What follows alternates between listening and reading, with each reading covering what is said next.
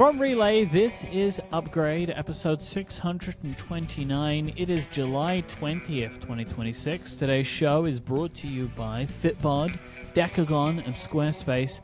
My name is Myke Hurley, and I'm joined by Jason Snell. Hi, Jason. Hi, Myke. It's good to be here. This is a good time. We've been doing a lot of things, but you know what? As we discussed before the show, we don't have time for throat clearing and small talk. We do not. Here at the Upgrade program, we get right down to it.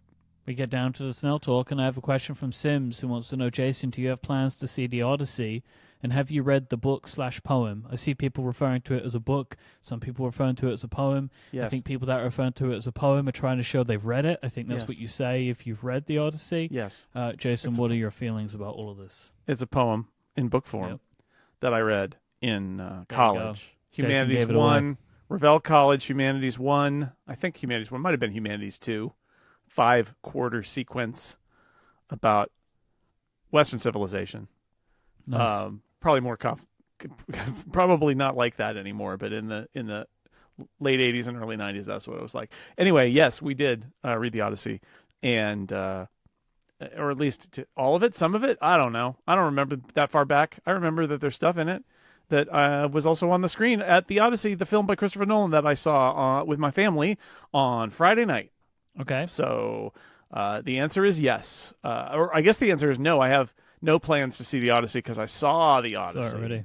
Although actually I do have some plans that are forming to go see it in IMAX 70mm because I would like to see it again in the gigantic format in which it was shot. Yeah. However, I will reveal here that in San Francisco, the really good IMAX theater that we've got currently only has show dates out to August 12th, and they're all sold out. And over the weekend, they were showing it at 6 a.m. and 3 a.m. in order to pack in more people to see the Odyssey. So Odyssey Mania has struck, but I'm hoping to maybe see it in mid-August if I can get in there at a reasonable time.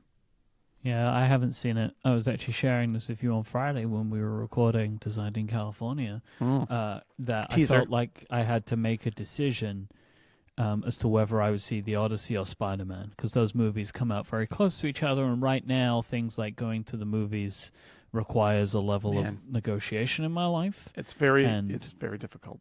I'm excited about the Odyssey. I want to see the Odyssey. I need to see Spider-Man on as close to day one as I can make it, because that's just what it's like if you really care about Marvel movies, which I do. The best thing to do is to try and see them as soon as possible so they don't get spoiled for you. I hope that maybe I can do what you're doing, and in a few weeks' time, go and see the Odyssey. I reckon it will be in IMAX for a long time. Yeah, I think so. So that's a good thought. I might take a look at that. The first movie that we saw as parents was the original Tobey Maguire Spider-Man. Amazing. And it was literally, can we do this? And we took the baby. Yeah. And we made it work. It was very much like the baby may need to nurse during the runtime of Spider-Man to remain silent and fall asleep. And it totally worked. And we saw it, and it was very successful. And that baby is now our video editor. So hi, Jamie. Hi, Jamie.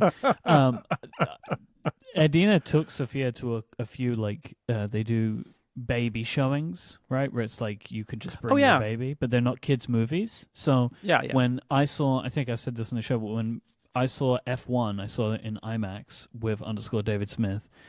Sophia and Adina were watching F1 in a more local cinema at the same time. At the same time. Which is funny.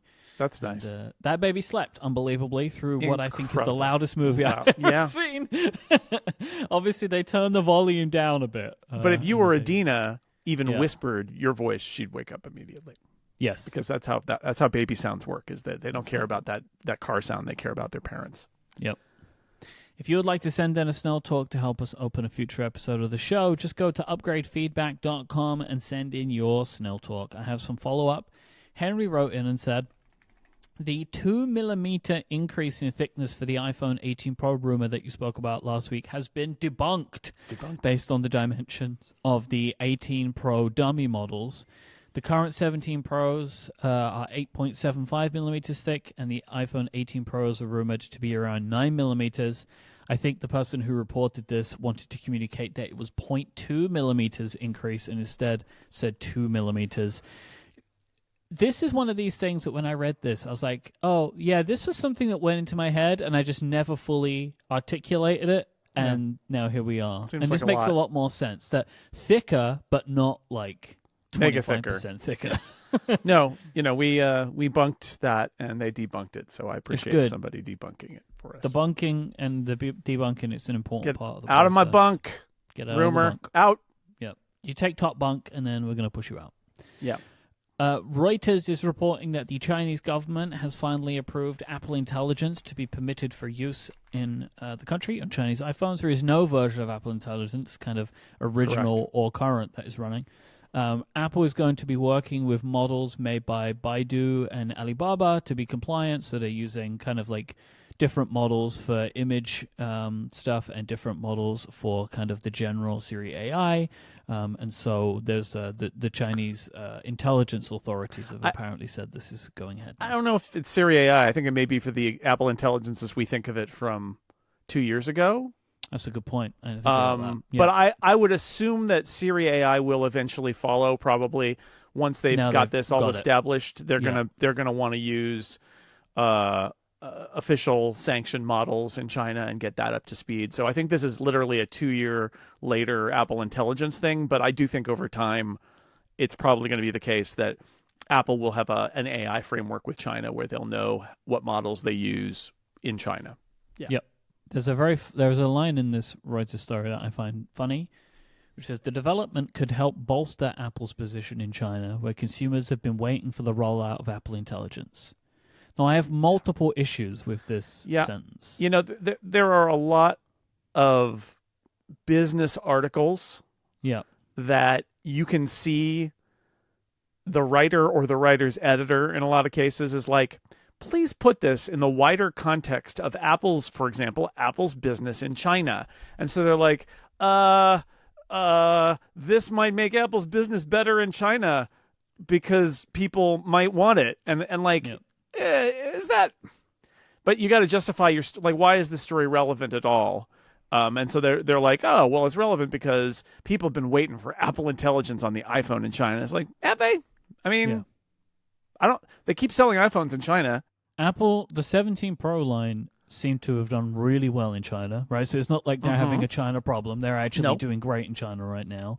And I don't think anyone is waiting for this version of Apple Intelligence because it essentially has nothing. Yeah, this is the Reuters equivalent of when Bloomberg inserts that line 3 hours after they run a story that says what the stock price did after they posted the story, implying that the story somehow impacted the stock price. My favorite one of these, we may at some point in today's episode to talk about the OpenAI smart speaker rumor. Man. In that article, they reference Sonos' stock price dropping. That's what I was thinking. Is like on this report, Sonos' price went down and Apple's price. And then the best line is not only do they quote Sonos, and I roll my eyes so hard, like, oh yes, I'm sure you're the ones who did that. Then they quote Apple stock price, and they're like, Apple stock price basically didn't do anything. I'm like, okay, whatever, right. Whatever. Cool. The company that this article was about did nothing to them, and a completely unrelated smart speaker company that don't have really much in the way of a assistant. Their stock went down. In the wake of publishing this article, gold went up slightly. It's like great, good for gold, good for that. Great. A butterfly flapped its wings. Yeah, This article was produced. Yeah. Apple Music is going up in price. It's now $1 more per month, and it's pulled the prices of the Apple One bundles accordingly. Yeah, I'm gonna be paying more. I'm an Apple One bundler. Gonna be paying more.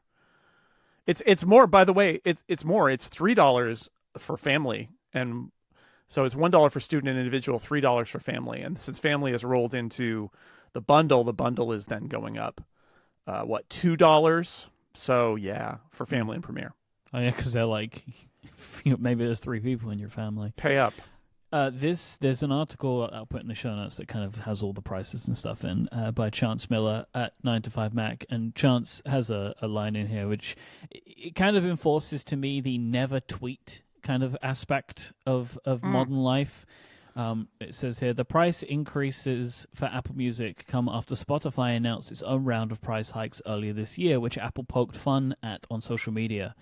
which they did, right? So this was when this happened a few months ago, Apple Music tweeted, BTW, we're still the same price. This is in February. And it's like, I get that social media manager, like, they're just doing their job or whatever, but it's like, now you just look silly, right? When you post things like that, and then a few months later, you're just doing the same thing. Like, this kind of like dunk culture is just, it just never works for you in the way you think it will. I don't disagree that that's probably not the way to approach these kind of announcements, is to mock your competitors, because you'll probably be there too eventually. I would also say, though, nobody remembers what happened 4 months ago, and nobody cares. So it's also that one of those things. It's the gotcha. The dunk culture is dumb. So is the gotcha culture. Exactly. That they actually go hand in hand of each other. They do. Where ultimately it doesn't do anything for anyone. Every dunker gets got. Yeah. Every gotcha gets dunked. It's circular. Debunking and debunking. That's what we debunking and dunking. That's what this episode is all about. And de-dunking, which is very important too. So yeah, if you don't get got, you're getting dunked on. Yeah. And it's like you're punching yourself in the face. So just don't even do it. Just don't do it. And I have some Lawyer Up follow-up as well. Oh, wow. Today. Yeah, I know. It's a new vertical here on the show. There's so many levels to this. Do we need new show art? Do we need follow-up show art that then contains what we're following up inside? I don't think we do. Let's move on. The Financial Times is reporting that Apple has now issued, quote, legal preservation letters to around 40 ex-Apple employees who have joined OpenAI. Essentially, these letters are telling these people don't delete anything because this will all become part of legal discovery. Can you imagine, Jason, how it would feel to get one of those letters? Yeah. Like, oh no, I'm in it now. Not to be confused with that weird NBC story that was like, hey, Apple sent an email to the wrong guy. And I was like, what? Why? Is that anything resembling? Yeah. And then they didn't. And then they emailed the right guy. Oh, well, how did the markets move on the release of that NBC News story? I wonder. How did it affect NBC's stock as well as OpenAI's and Apple's? We will never know. No, we'll never know. And in unrelated Apple legal news, Mark Gurman is reporting that Apple is in the early stages of a discussion with the U.S. Department of Justice about a settlement to the antitrust case brought against them in 2024. I will read from Mark Gurman.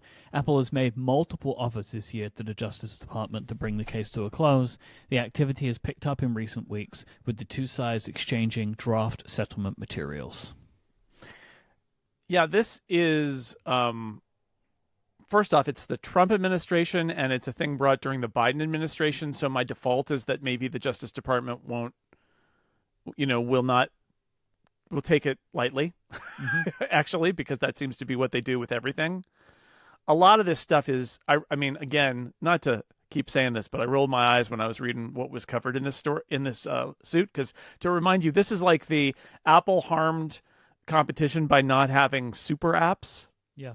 That was one of the big points in there, which is first off, the super apps thing is kind of dumb, and then they said no, we do allow that now, and they made changes to the App Store policies to kind of reinforce the mini apps thing. Yeah, and they support RCS now, which was part of it. There's the Apple Watch availability, but like. I mean, this was not the most interesting case anyway, and now I suspect you've got a Justice Department that cares even less about it. So, if I were Apple, I would also be making some offers to say, "Can we wrap this up?" I think it's also a Justice Department that at this point is well known for loving a deal. It's true. It seems like the current Trump Justice Department will take a deal. So if you've got a deal to give, they will accept that deal, and it seems like they're gonna deal with the deal. We'll see. This episode is brought to you by our friends over at Fitbod.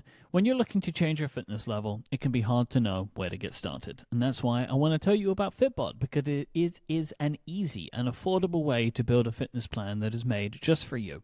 Because you have your own path to personal fitness, so Fitbod will use data to make sure they customize things to suit you perfectly. Fitbod will adapt as you improve, so every workout remains challenging, pushing you to make the progress that you're looking for, because it's important to get pushed, but in the right ways, because your muscles improve when they work together. If you overwork some or underwork others, it can negatively impact your results. So Fitbod tracks your muscle fatigue and recovery to design a well-balanced workout routine for you. What I also love about this is you get new exercises often, so you're not going to get bored. Things are being mixed up. I find myself demotivated when my exercises are very similar. So Fitbod's really great in that it gives you that. It kind of mixes stuff up, new exercises, new circuits, that kind of stuff. Fitbod tracks your muscle for fatigue and recovery, so you can avoid burnout and keep up your momentum. And it builds your best possible workout with the use of exercise science. They have analyzed billions of data points that have been fine-tuned by certified personal trainers. The app is great. It has more than 1,000 demonstration videos, so you can see exactly how to perform every exercise. They have progress tracking charts, weekly reports, and sharing cards. It integrates with your Apple Watch, your Wear OS smartwatch, and apps like Strava and Apple Health. Personalized training at this quality can be expensive, but Fitbod is only $15.99 a month or $95.99 a year, and you can get a huge 25% off your membership by signing up at fitbod.me/upgrade. So go now and get your customized fitness plan at fitbod.me/upgrade. That is fitbod.me/upgrade for 25% off your membership. Our thanks to Fitbod for their support of this show and Relay. So last week we were... Oh, by the way, it's time for the Betails. Woohoo! You almost missed a segment there. I know. Can you imagine? Last week we were ready in case the public betas dropped. We were so ready, and they dropped like 2 hours afterward. And then they came out before we got the episode published. Yep. But we're going to talk about them. You have focused your beta impressions on macOS Golden Gate, right? Like Yes. That's kind of where you've focused your attention. But what's great now, I think, in this, I would say in the last few years, but also in this this year's 27 releases, the biggest features are available on all platforms, right? Yes. So like Siri AI, some of the photo stuff. Yeah. But what has been your impression with Golden Gate so far? Well, I think it's good. I had to, of course, preface my whole thing by saying, look, I liked Tahoe. I know so many people are like, I'm not even running Tahoe. I don't even own a television.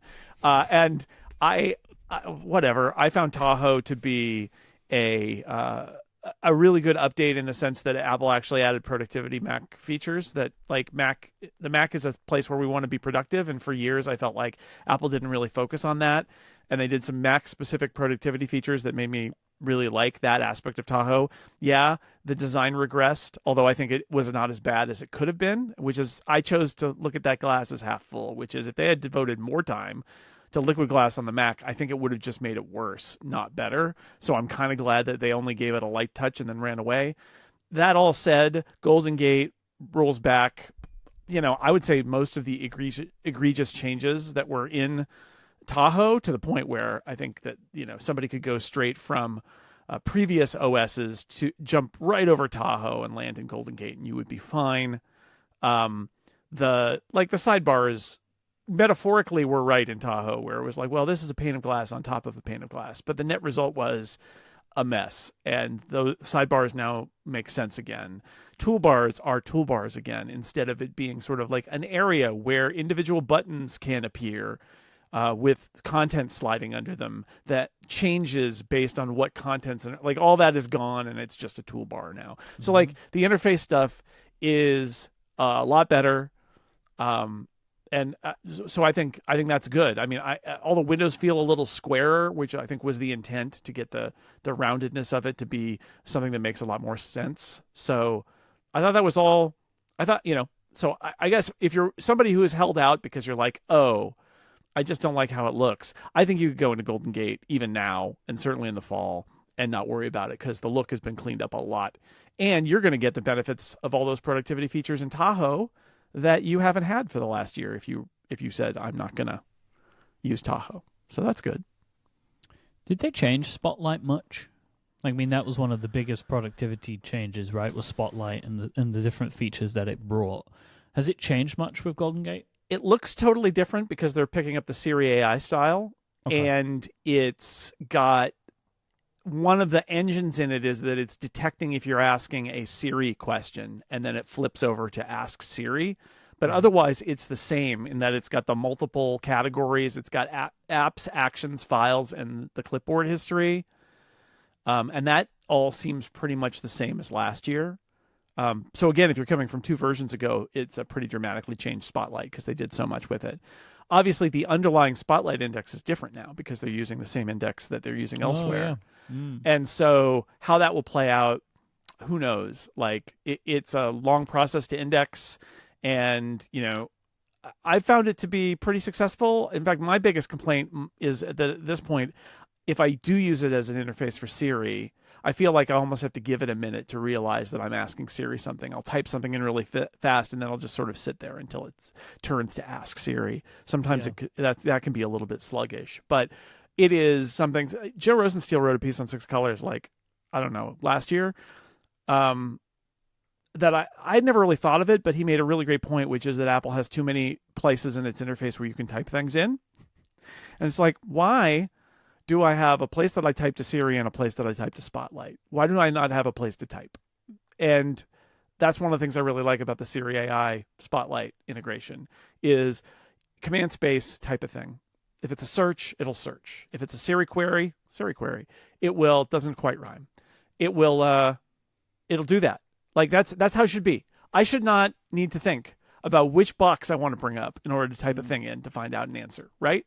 Mm-hmm. And then, as you talked about recently in your beta experiences, as a question engine, Siri AI seems fine. It seems like they did it. We tend to downplay it because we've been surrounded by all these other LLMs, and that so much of the LLM conversation now is about these heightened things like writing code and agents that are doing work for you and all of that.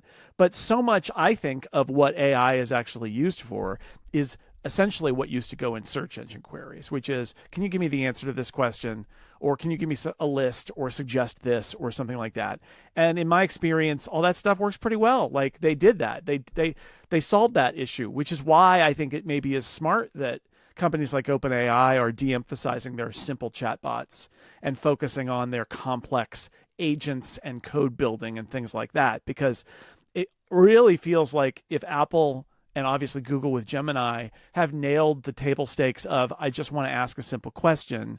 That's not, I mean, people still use ChatGPT and stuff, but like it's going to defang a lot of that functionality because your phone's just going to, you're not going to need to take an extra step to get there, right? Yep. Yeah, I mean, I don't know if you want me to do this now. I have a bunch of thoughts about Siri AI. Like I could share them now while we're kind of on the... Sure, we're in the beta train. Let's do it. So I am very impressed by Siri AI. Like I've been using it for a bunch of tasks, I guess some small, some kind of medium.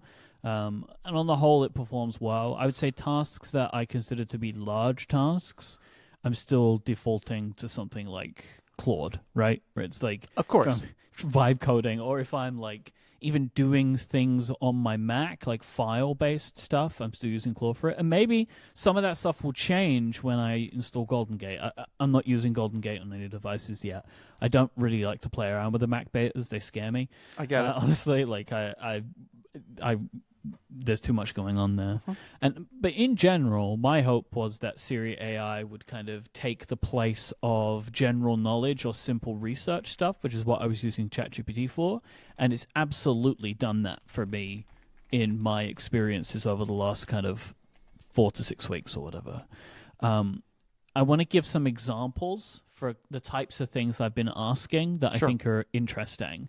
Because it still requires a little bit of massaging in places. I've mentioned this one on the show before, but like I have like a repeating reminder for putting my laundry away. And I've been quite impressed by just kind of like out of the blue, I can say to my iPhone, I put my laundry away. And it understands that and then just marks the reminder as complete.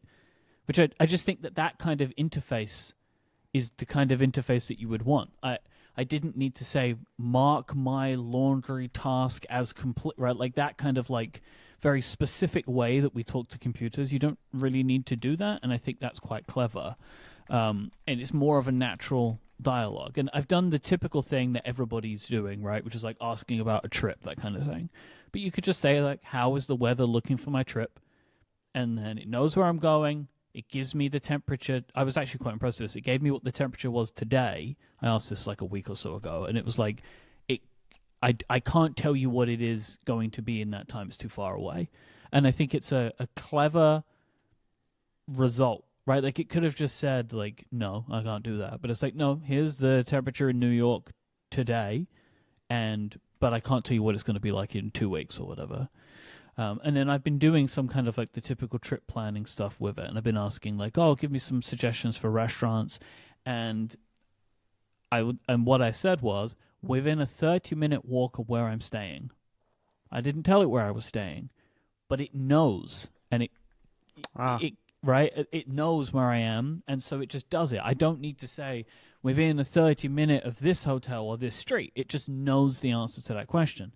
And you know, like every AI tool, there are the things that you need to give it prompt wise. Like for example, when I've asked any question around food, it gives me answers from Apple Maps, which is not what I want. I want it to go out online and find me recommendations based on articles that are talking about the best places in such and such place. And so so what I'd say is look online, and it then gives me exactly what I want. Because I just don't really think that like reviews on Apple Maps or Google Maps help you find the right places to eat. Right. So it's like a thing of just say, oh, and check this on the web, and it will go away and do that. I asked, when will Toy Story 5 be coming to Disney Plus? I feel like that's a pretty good question. And it said it, and I love the answer is that I don't have an answer yet, but based on the way that Disney releases their films, I expect it to be a 45-day window, so probably sometime in August. Like I found this to be a really great answer, where it's using knowledge. The answer doesn't exist because Disney haven't said, but it's using context to try and give me that answer. This is a question I never would have asked the old Siri, because it's like there's no way you're going to give me the answer that I want. And I've done stuff like at the moment we're like coordinating stuff for Design in California, and I'm working with the people that bought our sponsor tier. And I said for it to list me the sponsors' information I have in my inbox for Design in California. And it then pulled me a text list of all of the emails of all of the people, then created a table with their names, the company names, and the sponsorship details. I was like, wow, I would not have expected this kind of stuff from Siri. But yeah, and then in general, the on-screen awareness stuff is great. Who is that? Where is this? What is that? You know, like things you see online, like people, places people are eating on social media. Like I've had this, like people, I'm like, where is this place? And it, takes a screenshot, goes away and finds it. And I thought it was pretty good, right? Like all of this stuff is really good. So all of this to say, just reset your expectations of Siri's performances in the past. Like forget all of that. And go into it and just try it out, and I think you'll be surprised. Like I've found for me that my kind of typical usage of ChatGPT has been replaced with Siri AI, and it's also just integrated so well into the system. It has the personal context. I think it's doing a good job. Like I've been very, very pleased with it. Yeah, I find the personal context to be much more hit and miss, but sure. Again, I'm willing to give it the benefit of the doubt at this point in the summer. Yeah, I think some of the personal context stuff is difficult. Like I'm having okay or fine reactions to it so far, but I think we've got to wait until third-party apps are in there as well. And I think, and they're like, oh, then what happens? It's going to be interesting to see how that kind of stuff rolls out. But in general, I got from your review that you just haven't really been that impressed with Siri AI yet. Yeah, I mean, the world knowledge stuff is fine. Like, I think it does the job. I think my challenge is it's really hit and miss with the stuff that is based on a personal context. And I'll keep using it and I'll keep trying it. Sometimes it does it when it works right. It's like magic, but then there are times when I ask it things and it just doesn't seem to understand what I'm saying. And is that because of the system? Is it because the index on the particular device that I'm asking is not, complete? I don't know. I don't know the reasons why. So I'll keep an eye on it. Yeah. What do you think about the photo editing stuff? How much time have you spent with those tools? Oh, quite a bit, actually. Okay.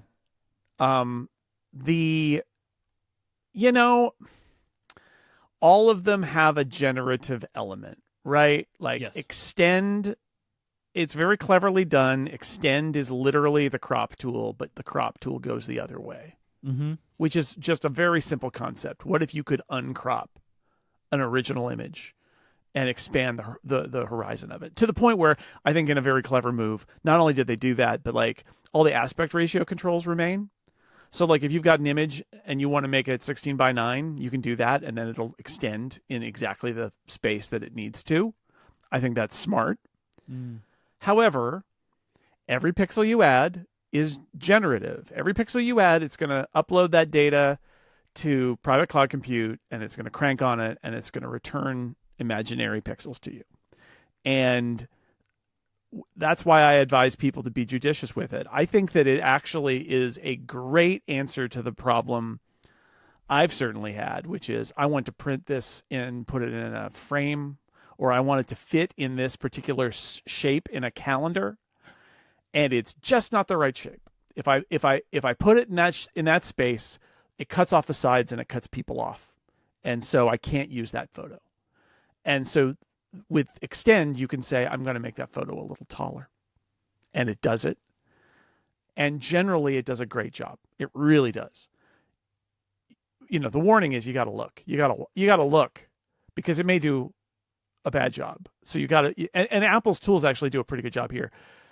When the detail comes back from the server and you see the new generated result, it hasn't saved it yet. There's like a button to say, okay, I'll take it. Or redo it. Let's clear that. And then maybe you can redo it or you can give up. And that's good because sometimes it's very bad. I had a photo of Julian at his graduation, and it was taken literally on the floor where they did the graduation. There's a place that they stand and they take your photo, and then families get that photo. And so it was a little too narrow, and I wanted to just be a little wider. And I widened it with Extend. And so he's standing there, and it's just him in his gown and his cap with the tassel hanging down because he's a graduate. Yep. And it generated a metal table next to him, and hanging from above, dangling down like a lamp or something, was an enormous tassel. Oh, like a tassel the size of a Muppet. It was like a horror movie about graduation where the tassels descend from the ceiling and kill you. And I thought, well, I understand why it did this. It saw a tassel and thought, oh, I guess this is tassel land that this person is in. Maybe there's a giant tassel over here. And I was like, nope, not it. But I did it again and did it right. So again, it's like it happens, but you got to be careful. Yep. There's still going to be mistakes. But I think Extend used judiciously is really smart because you're taking a photo that might have been the perfect photo, but unusable for the application, and making it just a little bit more. And and with good, usually the results are amazing. So, very impressed with Extend. I think it's going to help people. The combo of using Extend and then recropping the image is a pretty good way of doing things. Like I've had it, for me, the best use of this is wallpapers. I already, on my iPhone now, my lock screen wallpaper was a wallpaper I made by using the Extend feature. And I, basically I extended it and then recropped it to cut off a lot of the stuff that it would have generated about the people in the picture. And it's just like behind them, it's just, they've just added more wall. Yeah. Right. And it's like, that's perfect. It's exactly what I need for a lock screen image. And so I've been really impressed with that. And also the cleanup feature is much better now. Yeah. As far as I can tell, there's two versions of Cleanup. There's the old version of Cleanup, and there's the new one that uses private cloud compute. Which is the one I've used. There's actually, in the interface, it describes them as there's auto, where it chooses, and then there's sort of like fine and high quality. And the fine seems to be the on-device, relatively fast one that was there before. And then the high quality one, because you see the progress bar when you try to do it, that's it sending data out to private cloud compute and getting the result back. But I did a test because there's a photo in my book about photos that is cleaning up. It's Jamie standing on the beach in Hawaii, and she's got there's two guys standing behind her, and they're like overlapping right behind her, and she's got her long hair, and so they're overlapping. And cleanup tried, right? And it's okay, but you can see it's kind of rough around the edges, and you can see that there's something back there. And the private cloud compute, the high quality version in the current betas did a vastly superior job to it. I had to, put it in high quality mode to do that, but it did a great job. It's not always perfect, but you can also, that cleanup is also a thing that can be progressive. So I did a cleanup where I was at a baseball game a couple weeks ago, and we got to do this thing where we were out in the outfield before the game on the warning track, and I took a selfie, and then there were people next to us, and I cleaned them out. Right. It said, let's get rid of these people. It's great. But it made an assumption that there were these like barriers, like blocking off the rest of the compartment we were in that weren't there. But then I just cleaned up the barriers and they went away, and the result was then good. So it was like, that's how it's supposed to work, is you say, no, not this. And then it gets rid of it. And again, sometimes that doesn't work very well, but sometimes it works really well. The reframe feature that uses the spatial. I guess what I should say about that is don't move it very much, because I'm sure there are applications where moving it a little bit, I think that their suggestion that it's for things like, I didn't like this thing that was right behind the head of one of the people in my shot, and I moved it a little and now it's gone, or now it's not behind their head.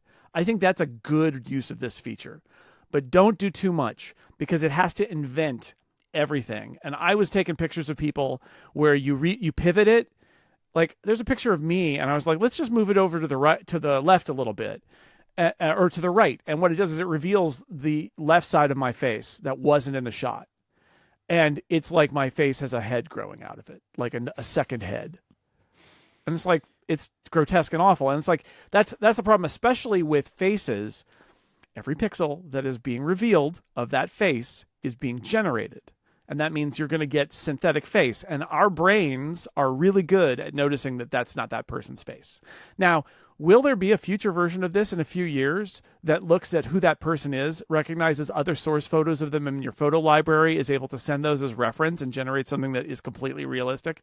Yeah, probably, but not this one. This one doesn't do that. This one is entirely out of context. And so, be really careful. But I find extend to be a much less useful feature than, spatial reframe to be much less useful than extend. I think extend and cleanup are the winners here. Yeah, I think the more I thought about it and the more I played with it, I'm struggling to find a good use of reframe that can't just be taken care of with cleanup. That's true. Just clean up that thing that's behind that person. Otherwise, I don't know what it's really for. Reframe is a cool magic trick, but it feels very much like what we said at the time, which is, oh, I see. They've assembled this feature out of other features that they have. Because that's exactly what it is. They're using the spatial photos feature, which allows them to build a depth map, and then you can pivot it around in real time, because that's what they do on Vision Pro. And then you can send the result to a server and do generative on it, because it's going to be able to tag the stuff that changed and regenerate the image. So I get why they were able to build this feature. It feels a little more forced. Like, this is a feature we could build, so we built it. Yeah. It's got the feeling of Image Playgrounds to me. But a little bit. Just not as bad. Like, I don't feel as strongly about this as I do about Image Playgrounds, where it's kind of just like, so, what's the phrase I'm thinking of? Like, just because we could didn't mean we should. Well, every pixel in the reframe, it's not like extend or cleanup. Every pixel in the reframe is regenerated by an AI model, because the perspective has changed. Yes. And I think in some cases when, and we definitely saw this, there was somebody sitting with us who was doing some of this at WWDC, and they were pointing out how uncanny it could be. And I think it's because, in part, the 3D scanning depth model is not always that sophisticated. I think that it's kind of like, oh, this is like a mannequin head, basically. Like the head goes here, and then the body goes here, and then the background is back there. And the problem is, people's faces aren't mannequin heads. Like, the nose is a different shape. The chin is a different shape. The hair is a different shape. All of those things are true, and at different depths. And I think maybe that model is not quite that sophisticated. And as a result, when you rotate it, it's rotating and calculating a new face based on probably some pretty simplified geometry. And the result, if you know a face really well and you look at a face in reframe, you will often go, it's not quite right. That's not quite right. And I think that makes that a much harder feature to use. Yep. What have been your experiences with shortcuts so far? Obviously, the Mac gets the kind of generate a shortcut, but also has new tools that other platforms don't get. Describe a shortcut is very good, right? I mean, that's it's simple, but it's iterative. I'm very impressed with that. I think they did a good job. I hope for growth there, but it's a good place to start. Yes, very much so. Because, it's even for people that know what they're doing, it's like a good way to get started, and then you can very easily go in and change things and see how it did it and stuff like that. I think that it is a rare feature that benefits both regular and power users. I think everybody can get some benefit from this. Which I think you don't need to know more than to say I'd like this thing to do this thing and have it do it, and then you test it and you go, yep, that did it. And if it doesn't do it, you type in the box and you say, no, I want it to do work like this, and then it changes it, rebuilds it, and then does it again. There's otherwise if now for people who are using that. It's got storage now, so you can save storage and it's persistent over time and it can update it, which is really great. That makes it much more functional. And then there's a new 3-pane interface on the Mac that is totally useless because the third pane is just that giant shortcut summary that is pointless. Well, at least it means that you don't have to swap between the views, right? So you just got that benefit, I guess. Yeah, you can't. Instead, you have to double click and then it opens the shortcut separately. Yeah. So, but there's no. I don't know what you're thinking of. I don't think there's anything that is Mac only. Oh here. Yeah, no, you're right. You're very right. I guess the 3-pane interface is the. Is the only thing. It's just I don't think it's just kind of pointless because I mean I get why it'll work on any shortcut, so it's using its AI model to try to describe shortcuts, even doing things that it can't actually generate itself, and that's kind of fun, but in reality it takes up a huge amount of space and doesn't do anything. So I would like to be able to close it, please. But otherwise it's good. Again, it's a very simple feature that it shows the way to the future more than anything else, I think. Speaking of way of the future, obviously you've played around with Sidecar. It's very clearly the harbinger of touchscreen Macs, right? Yeah, and the story about Sidecar is that it's boring because it just works. You attach an iPad via Sidecar and you start using the Mac interface with touch, and it just works like you'd expect it to work. You can scroll and you can select and you can move windows around, and it's fine. For all of the hype about oh no, touchscreen Mac will have to be redesigned for touchscreen. Not really. It just seems to work fine. It just seems to work fine. So I wish I had more exciting things to say about Sidecar. No, that is the most exciting thing, in my opinion. It just works perfectly fine. I don't want macOS to start shooting fireworks, right? Just because there's a touchscreen. I don't want it to do anything weird. Just do what iPad does. If I'm using a MacBook Pro with a touchscreen, I expect it to do exactly what it does on my iPad, which is I'm sitting there, my hands aren't on the keyboard, I'm looking at something I want to scroll, and I just idly reach out and flick and scroll the web page. And I do that on my iPad all the time when it's in the Magic Keyboard, and it works fine, and it's just not a big deal. That's what I think this experience should be like, and as far as I can tell from Sidecar, that's exactly what it is. You're not this is a secondary input method. This is not for people who are not, and I know several people who are like this, who have a mouse on one side and a trackpad on the other side. That person. Jason, in front of me right now, I have 3 input methods. I have a Wacom tablet, a Magic Trackpad, and a mouse. Exactly. So for people who are not used to that concept, it might seem weird, but having an additional input method is not a big deal and is sometimes nice ergonomically. I do not anticipate that people are going to be navigating their Macs entirely by touch. It's just not going to happen. It's just not going to happen. I mean, maybe in a pinch you could do it, but it's just not going to happen, and that's okay. It doesn't need to happen. It's fine. It just works okay. Doing exactly what we've been doing with iPads with keyboards attached for 5 years now. 6 years, something like that. I would assume it's similar with Golden Gate to iOS 27, which is that it's all performing very well for me. It's all very stable, and there are just tons of little improvements throughout the operating system. I think people are going to be happy with these releases just from that perspective. I think especially when they launch to the world, later on this year, I can only imagine them feeling even better than they currently feel, which is very good. Is Golden Gate the same? Yeah, they're bugs, but Yeah. I mean, that's my standard public beta advice applies here, which is if you want to see what the future is and you want to mess around with it, I think you can do it and it's pretty safe. But just know that those of us who use betas have come to accept the fact that it's a beta. That means some of your apps might crash or they might not work right. Like all the menu bar utilities are broken right now. Yeah, actually, the Mac kind of has a different struggle area, right? Because you've got the App Store and non-App Store stuff, and so... Yeah, my iPad is, I mean, my iPad is draining battery more than it did before the beta. Okay. But like, yeah, on the Mac, you just have like, there's third-party apps that get weird, and there's bugs, and like, I restart my Mac more when I'm in a beta because things are working weird, and I'm like, okay, let's just restart, and then usually that solves it. I've restarted my iPad a couple of times in the last week because things got weird, and I was like, all right, let's restart it. So it's not, I'm not giving you a free pass here, but if you're willing to run into those issues and say, well, this is what I get for running a beta, I think you could run the public beta and you're going to be fine, and you get to try out all this new stuff. If that turns you off, then don't, and you can wait until September or longer if you want to. I will give you a freer pass for iOS 27. I think iOS 27 is feeling really good to me. Sure. And it doesn't have a lot of the edge cases that macOS 27 will have for what will and won't work. Let me just give a quick aside on watchOS 27, Jason, which I have now recently installed because I was having some issues with notifications on my Apple Watch. So I upgraded and it fixed them. I think that there was something was getting lost. Couple of things. So Siri AI is on the Apple Watch. It's not on all Apple Watches. Well, actually, no, it is on the ones, but the watchOS 27 is not available on that many Apple Watches. Right.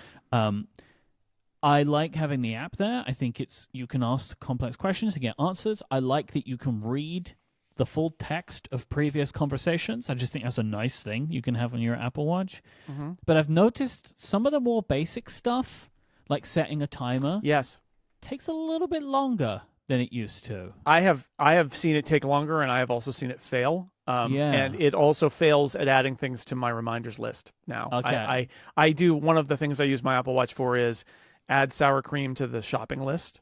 Yep. And it says, I'm sorry, there's no list called shopping list, which there is. Good stuff. There is. Yep. And then it says, would you like me to make a list? And if you say yes, it fails because there's already one there. And if you say no, then suddenly my default list has sour cream on it, which is not a shopping list, and it's very baffling. So, I mean, this is why I have not had...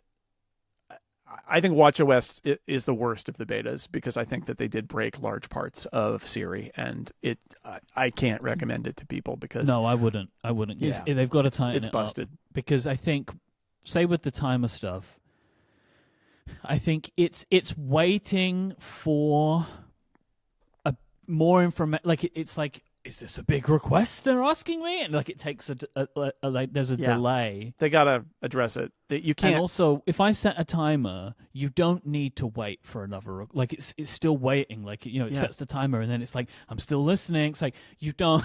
It's fine. You don't need to keep listening. Yeah. So I think they've got to tighten that up. Actually, you mentioned the shopping list thing was just another great experience I had where Adina texted me a bunch of things that she wanted, and I just held the button down and was like, add all of these to my shopping list.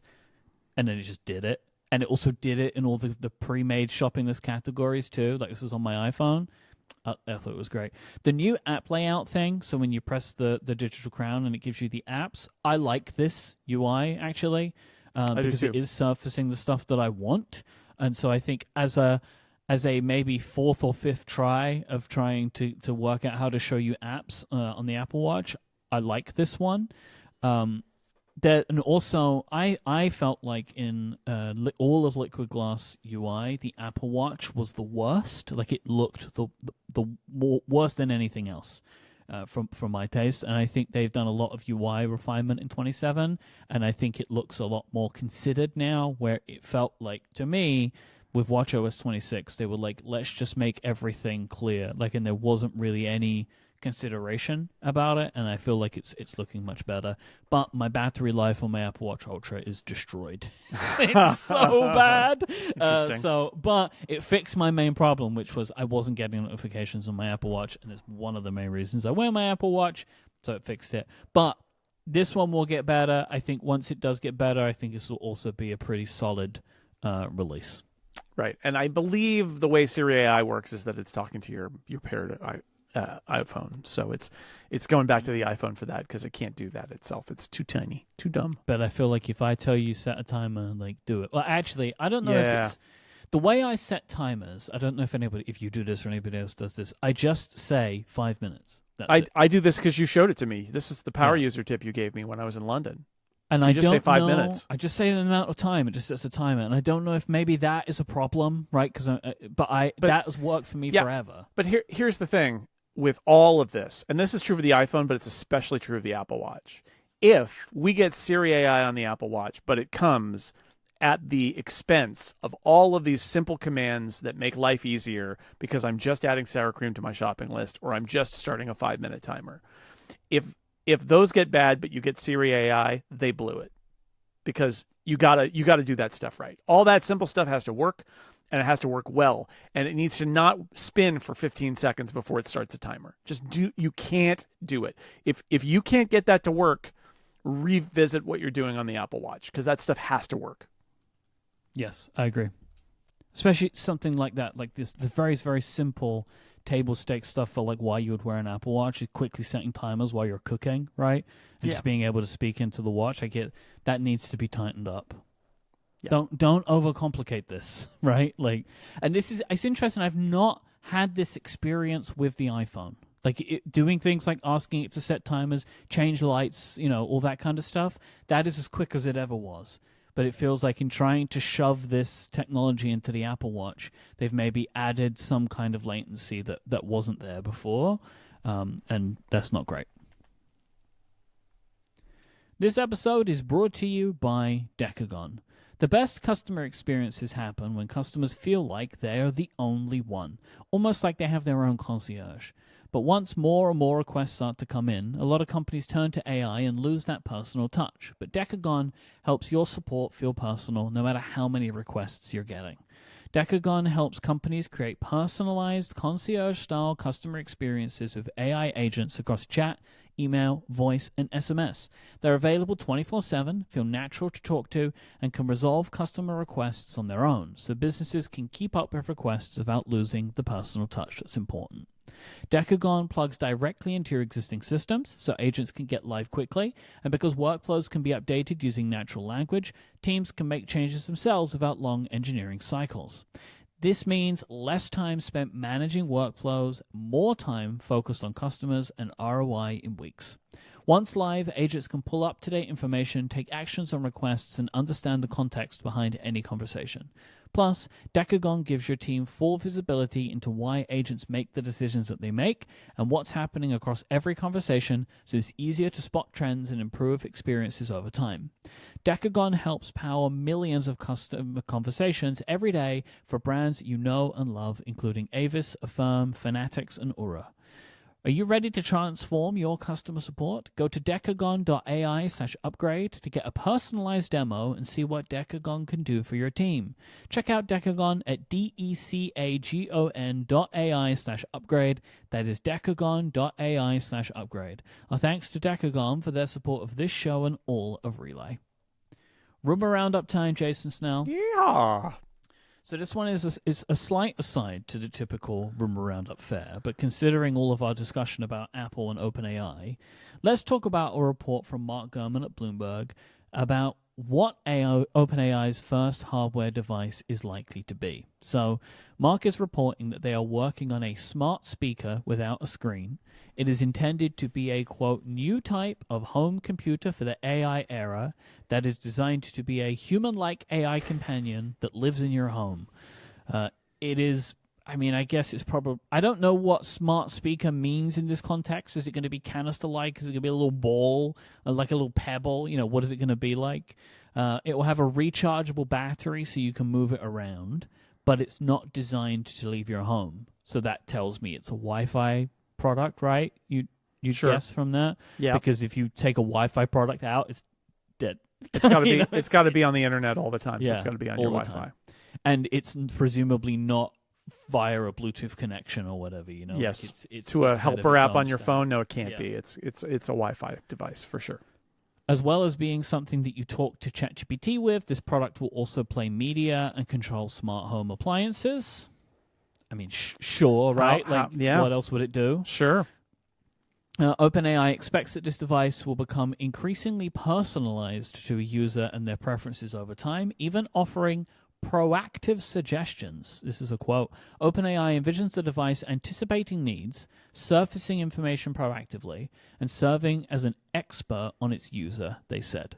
If you remember, Jason, a long time ago, we spoke about one of Mark Gurman's reports for the robotic arm Yes. product. The tabletop robot. Tabletop robot. And in that, he was saying that, like, over time, it may start just, like, saying things. You know, just like, hey, you're wrong. You know, like, I don't know what it's going to say. What do you think about this idea? Like, imagine that the technology works, right? Like, and they start making proactive suggestions. If they are useful proactive suggestions, would you want a piece of technology to just start talking? Well, I think having the option is okay. I have lamented for all the time I was using an Amazon Echo that there's no way for me to, like, on a scripted basis, send an alert to have my Echo say, you know, you're exporting solar, you ought to do some laundry or something like that, right? Yeah. Like that would, it's like a push notification, and it would never do it. It's like, okay, there are scenarios where having your in-home assistant ping you in a place other than your phone and say, here's a thing that you might want to know. That's different than I'm listening to your conversation and butting in. And it's different than what Amazon poisoned all their products with, which is like, by the way, I have a sale on laundry detergent. And it's like, go away, right? That's I'm going to rip you out of the wall and throw you in the garbage can right done. now. Our relationship is over. That's how my relationship with Alexa ended. Was Same, with, me too. By the way, I have things to sell you, and it's like, nope, gone. But Goodbye. Yeah. So, but I mean, I think there are scenarios, but the question is just like how. Look, so much of this description is like people spitballing in a room somewhere in Silicon Valley saying, yeah, and it could do this, and it could do this. And it's like, okay, but what do people actually want it to do? But yes, like I built that whole thing a couple weeks ago just to alert me on my phone or my iPad that I left the EV plugged in and it was going to charge overnight because this time of year, I do the EV charging during the day using overage from solar, and it's free. And if I do it overnight, I will fill up the battery, but it will be off the grid and it will cost me. So I have an alert to say, it checks to see if the car is plugged in and says, there's a car plugged in. You might want to unplug it. And it runs that at 9 p.m. But I have to have that on my iPad or whatever. And I have to be paying attention to it. That's the kind of thing where I might say, why don't you ping me at 9 p.m. and say out loud whether if this thing is true. Like there are scenarios in which you might want somebody to interrupt you like that. Yeah. But I look at this and I think, is that what they're going to do? Or are they going to do a whole bunch of dumb stuff because they don't understand what people actually want? Which is probably the answer here. But like, I'm not opposed to it. I think the idea that you can't send, or at least when I last used it, you couldn't send a push notification to an Echo because there was no API for that. It's like, no. You can't do that. It's like, that seems really dumb. I should be able to alert myself with a automation I built somewhere. So I could see it. Or using AI to say, like, you know, if you say, why don't you warn me if so-and-so ever emails me? And it's like, oh, did you know you just got an email from so-and-so? And you're like, oh, no, I better go check that. Okay. If I choose to do that, having my little roaming speaker person thing tell me about it would be fine. So, like, let's imagine, you know, you're here in Mega Studio with me, and we're talking about the rest is history again, and we're like, oh, such and such thing happened in 1874, and then this device is like, oh, actually, that was 1875. Well, How would you feel about that? I wouldn't like that. Never. Like, I don't want a thing kind of correcting. No, me. never, ever do I want somebody some AI model butting in on my conversations. Yeah, because I worry about that kind of stuff too. Or like me and you say, "Oh, where do you want to go for lunch?" It's like, "Oh, why do you try this new pizza place?" Like, yeah. No, by you need to leave me alone. By the way, there's a new pizza place, Myke. Because these are also the kinds of things that I imagine a proactive assistant could be doing. Yeah. And I just don't know about that. No. Mark says that it could also include a mechanical element that will move to show emotion and response to a user. I like the thought of this. Tabletop I think that robot could be fun. Yeah. Like that if this was a conversation again from the Tabletop Robot, like if it wants to be proactive, kind of raise your hand, right? You show me you have something that you want to say, and then maybe I'll ask you to give the information. Like I like that kind of thing. Or if a device, if I start speaking to a computer, it alerting to me that it knows that it's to receive this input. We have that visually, right? Like if I start talking to the assistant on my phone, it lights up to let me know that I have just kind of like this little cylinder on my desk, it kind of like raising an eyebrow essentially to let me know it's listening. I like that as an element for a device like this, I think. Sure, it's just ambient alerts, whether it's color, a little light somewhere, or whether it's movement or a different position that it usually is in. That could be fine. Sure. I think that's the idea of the tabletop robot and what we saw in a bunch of those demos, those demo videos that Apple AI engineer was working on, where, you're basically, you've got a little thing that can move, and so it can have a personality, and it can be like a little, again, tabletop robot. We laugh about that, but that's the idea, is to have it have personality and feel like it's alive on your countertop, or wherever you put this thing. The same idea. I'm not opposed to it as an idea. It feels very gimmicky and it might be dumb, but I see the impulse there, and it could potentially be interesting. And I feel like there is this whole vibe of like trying to bring humanity to technology, and giving us a sense of life physically to these products is a way to inject that feeling, right? In the way that, like, every time anybody gets a robot vacuum, they follow it around the first time. They think it's hilarious. They laugh at it bumping into things. Like it's because it does more pet-like stuff, right? It's like it's moving around your house, and it's like a fun novelty. Apparently, this device will also have a camera and other sensors to gain an understanding of the environment that it's in. Sure, right? That feels like it would have that. This is one of my favorite things in this article is this quote. OpenAI believes that this device veers significantly from anything Apple has on the market today, and that it is unlikely that it violates trade secrets belonging to the iPhone maker. I love the significantly. And so carrying on from this is, though Apple sells the HomePod and HomePod Mini smart speakers, OpenAI doesn't see them as comparable to what it is building. The new speaker's audio system and other hardware differ substantially from Apple's designs, and OpenAI believes its first product doesn't violate any trade secrets, according to people with knowledge of the matter. Good news, everybody. We didn't violate trade secrets on this one. Come on. All right, sure, you didn't steal anything related to this, but also, really, how different is it? How different can you be? No, the real counter argument is what they don't want to probably say, but was my reaction to this entire report, which is, get ready, everybody. OpenAI has finally made some hardware, and what have they made?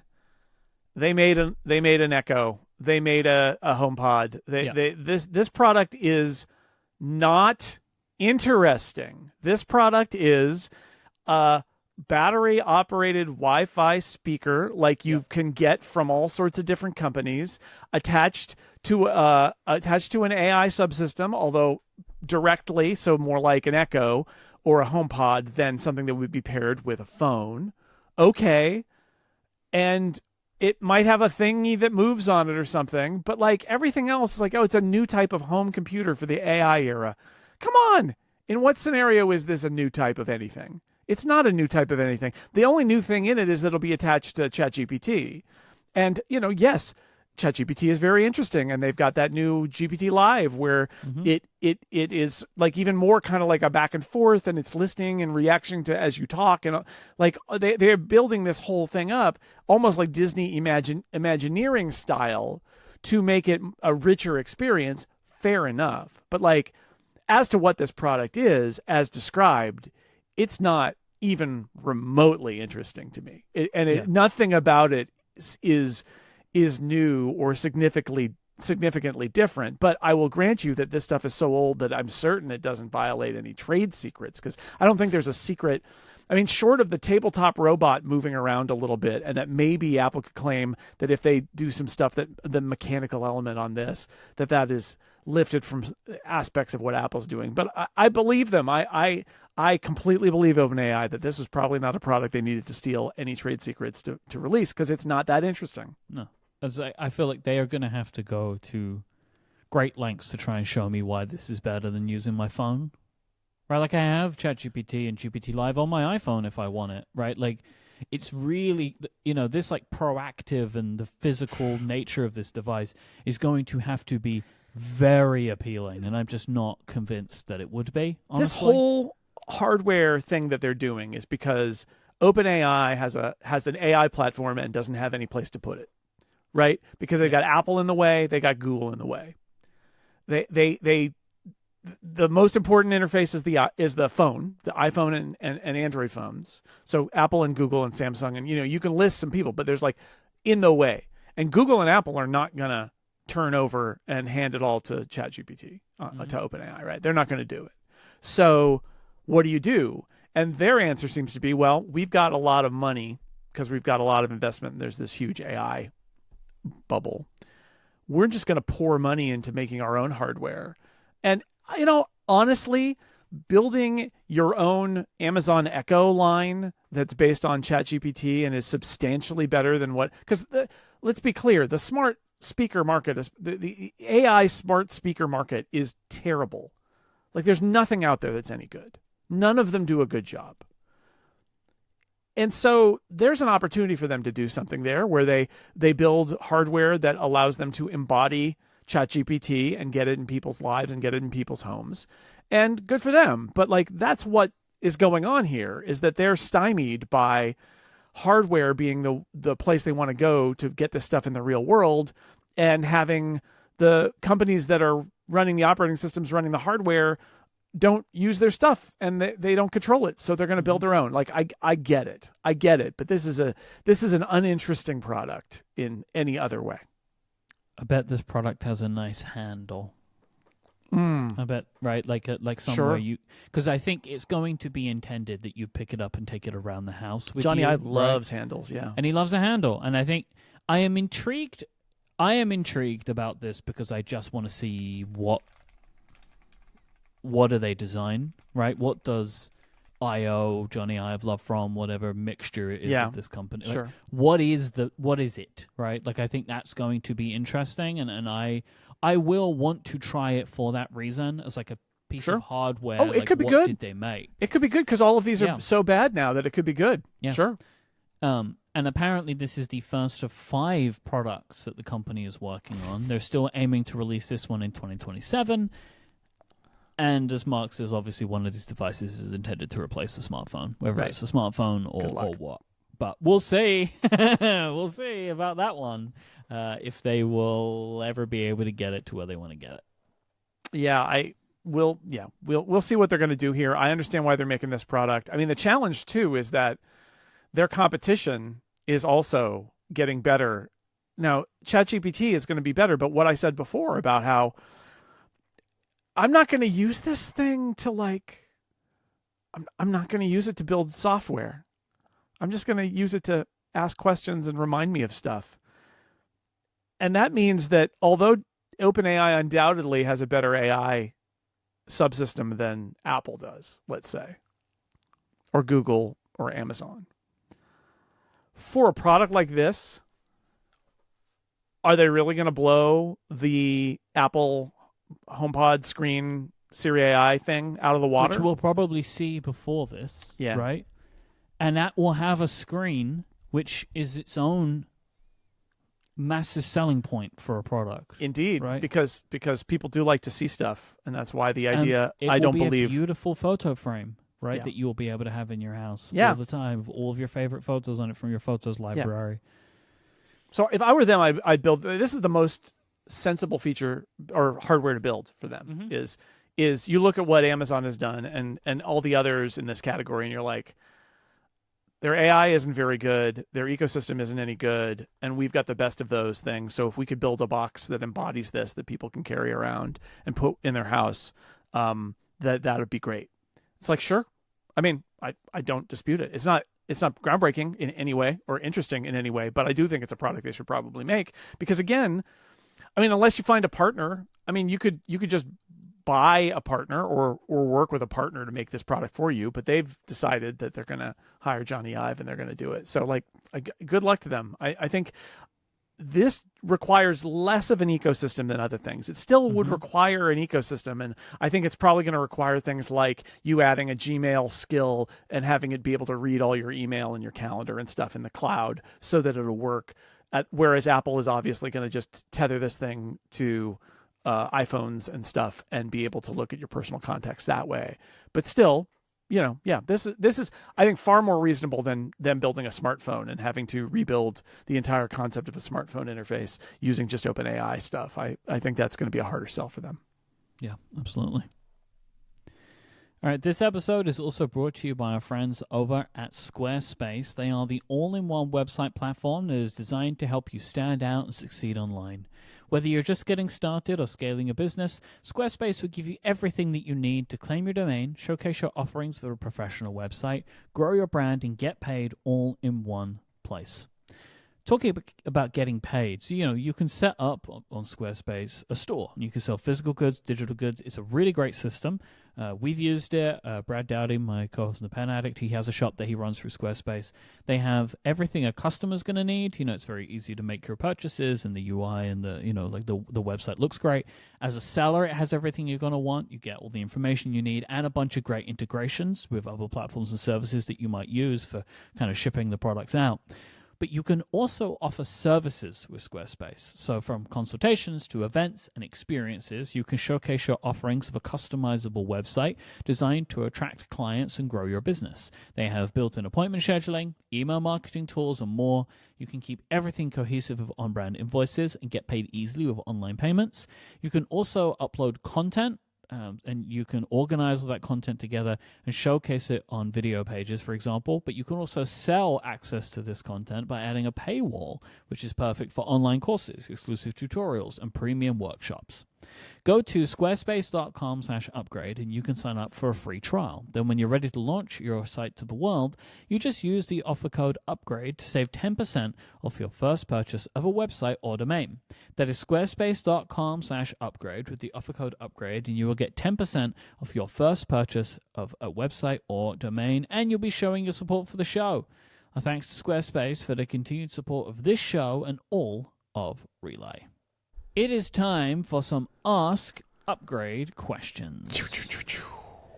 Logan says, I'm currently on the developer beta of macOS 27, and while it's been great so far, I think Siri AI needs long-term memory. Yes, it can access the information you have, but what if you want it to remember something that isn't stored in a note, a text, or an email? Do you think Apple could add memory to Siri AI in the future? Could, sure. I think should as well, but whether they will, I don't know, but I hope so. Nice, yeah, right? maybe, Nice. or maybe it's framed as you can ask it to store stuff and there's like a Siri category in Notes. Yeah.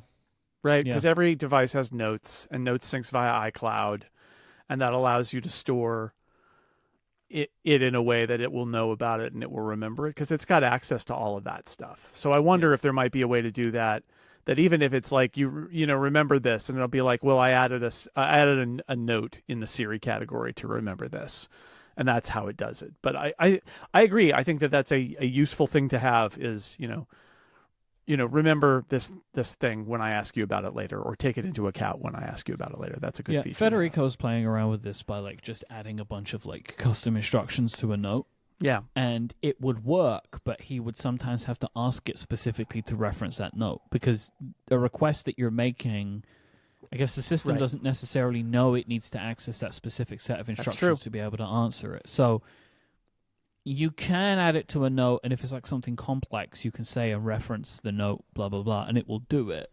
But that's not as automatic as you would want, where if it was Right. in a kind of custom memory, even if that memory was stored in Apple Notes, like by Siri, say, it could then know, let me just check all of my memories before I... There's an efficiency there, though, because then every query is checking the memory, and that might be unwieldy over time. Yeah, so maybe. That's part of the challenge. I don't know how that stuff works, if I'm being honest, right? Yeah. Like, but I think that's what people call the harness. I don't know. People keep saying this word harness, and I kind of like go like and nod, and like I'm not entirely sure. You put it on a horse, Myke. That's what I'm missing. Yeah, you missed AI the is a horses. horse. Yeah. Yep. Mm-hmm. Thomas says, I upgrade my iPhone every year, and I can't use the iPhone upgrade program because I am on Mint Mobile. It's not a carrier that Apple currently offers in store. Why do you think Apple doesn't offer unlocked iPhones on the iPhone upgrade program? So I have a theory about this. I don't know if you have one. I have no thoughts about this at all, so go for it. I figure they do it so they don't upset the carrier relationships. Yeah. That they don't... In the iPhone upgrade program, they want you to get a new iPhone every year, but they don't necessarily want to circumvent the carriers. And so doing it in partnership with the carriers means the carrier stays involved in the relationship with the customer, which I think they want. And Apple do have to kind of keep the carrier happy.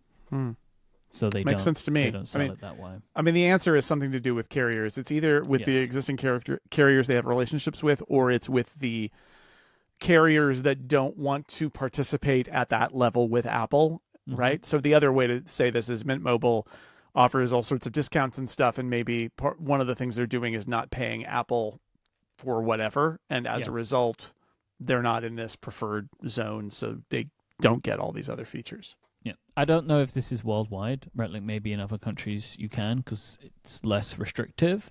I don't know. The iPhone upgrade program sounds like a great thing that terrifies me if I was that person, because I know that Dan Morin is in the upgrade program, and the reason I know this is because I think almost every year Dan talks online about problems he's having upgrading his phone. So this is why I know I don't want to be in that program myself. Phil writes in and says, this is I think a great question. I was excited this one came in. Given the impending increase in price for the iPhone 18 line, is it worth buying a 17 Pro now to replace my iPhone 14 Pro? The battery on my 14 Pro is at 81% of its original capacity, and I was planning on getting an 18 Pro in September, but I'm not keen on maybe paying £1,200 for it. I say yes. I say you should just go buy an iPhone now. I think, and so I wanted to mention this like general advice, and maybe you've thought about this and maybe you haven't. If you are someone who upgrades their phone every few years, you should be upgrading your phone right now. Because I'm sure the 18 line is going to be better than the 17 line, but if you've already waited years, don't wait years and pay extra prices. Like, especially if then, maybe in a few years' time, maybe the prices do come down again. There's no way we can know right now.